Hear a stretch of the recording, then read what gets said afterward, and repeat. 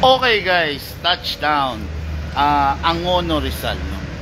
Okay, Sir Jun, no? Ay, tama ko. Ayun, yun ang bossing natin, Sir Jun, okay. Bali, unit niya is the 2011, no? 5.1 natin na high kappa, no? Okay, what good and special about dun sa unit niya? Yun yung pinagkakaguluhan, gustong-gusto ng marami, di ba?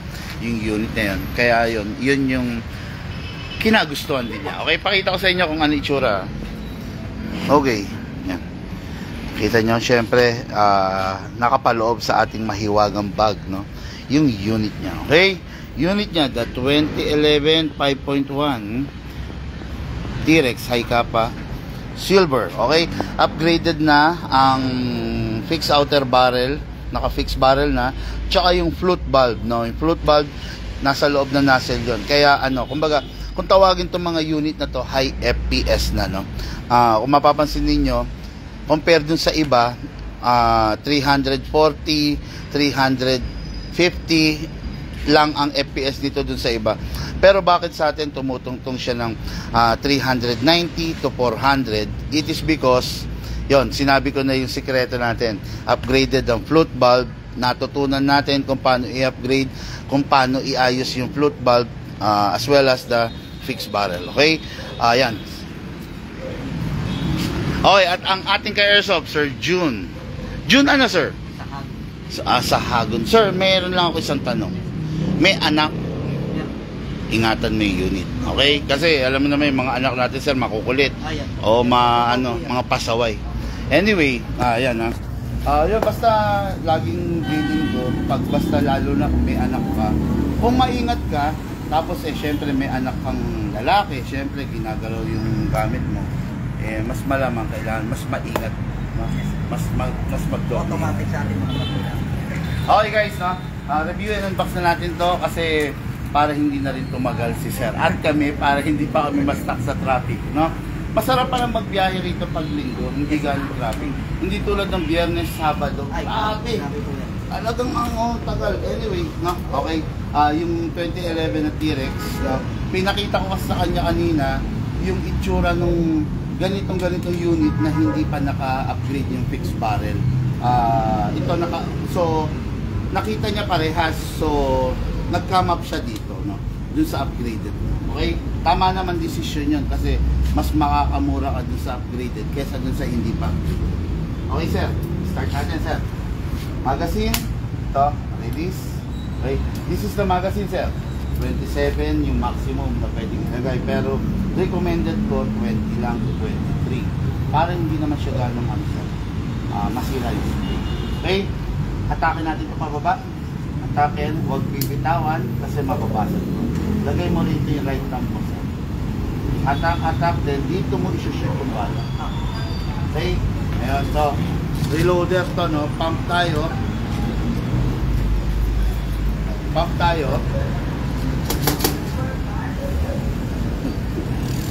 Ayaw gumalo reloader, bumara pa ata.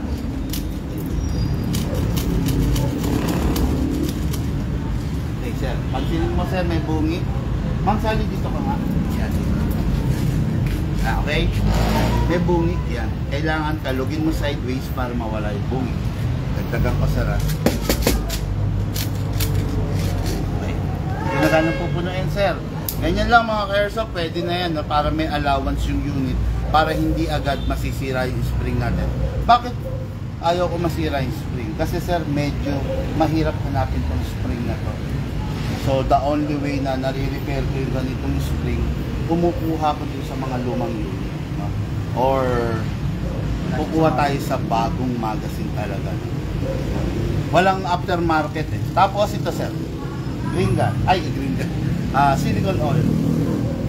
Pindutin mo yung valve para mag-open, saka mo siya i-sprayan. Tingnan mo, sir, pumapasok siya, di ba yung oil? Maganda yon. Okay, tapos dito sa ilalim. Okay, tapos sa unit, kasa, ilak, manually, spray tayo rito, okay, tapos release, tapos rest. Okay, huwag ipapasok to pag nakababa to, ready to fire and delicate. Okay, ngayon sir, gas.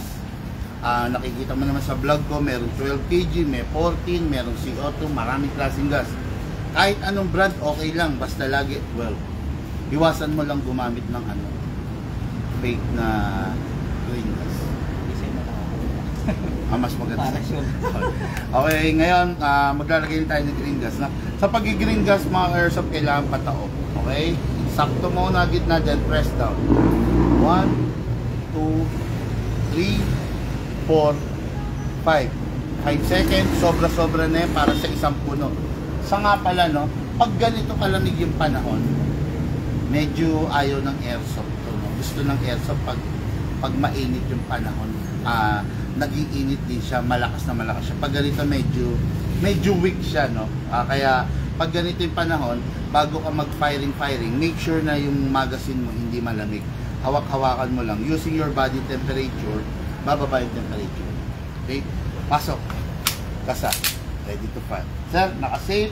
Unsave mo lang pag magpa-firing ka. Okay? Yan, naka-safe mo. Ano na, sir? Pataas? Dali lang, sir. Saglit lang.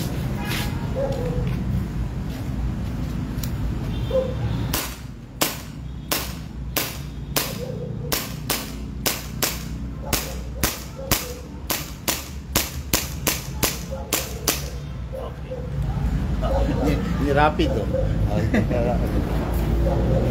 Okay guys, no? Open bolt, indication na wala ng bala, no?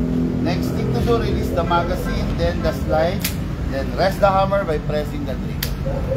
Okay, tapos magazine, make sure na always na yung katulad doon, may anak. Madali lang naman mag-refill ulit, eh, no? Make sure lang na walang bala pag itatabi at saka walang lamang hangin. Okay? Kaya importante na maaral mo, matutunan mo, sir, kung yung magazine mo, kung ilan yung nire-require niya para sa isang puno. Yung binigay ko kanina na 5 seconds, reference mo lang naman yon. Malay mo, baka pwede pala siya sa 3 seconds lang, di ba?